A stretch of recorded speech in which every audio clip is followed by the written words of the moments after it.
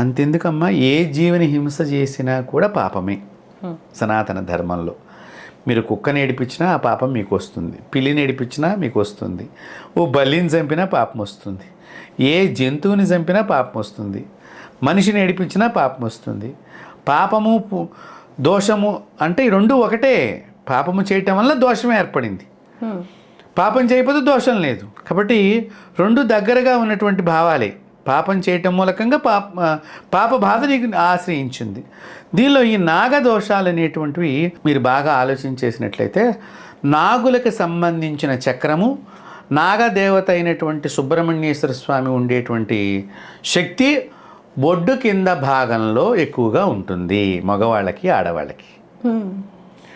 అందుకని సైంటిఫిక్గా కూడా మనం చూసినట్లయితే మగవాళ్ళల్లో ఉండేటువంటి కణజాలాలు, పిల్లలకు ఉత్పత్తి అయ్యేటువంటి కణజాలం అంతా కూడా స్పూన్ లాగా ఉంటుంది, సర్పాకృతిలో ఉంది అన్నట్టుగా మనకి పాఠాల్లో ఇప్పుడు మనం వింటున్నాం.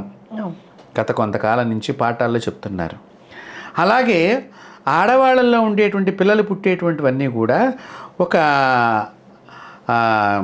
బాలు మాదిరిగా, అంటే పుట్ట మాదిరిగా ఉంటుంది. సో ఇక్కడ మనం సైంటిఫిక్గా చూసినా కూడా పాము పుట్ట, మనకి పుట్టకపోయిన సంతానం నాగదోషం ఉన్నది.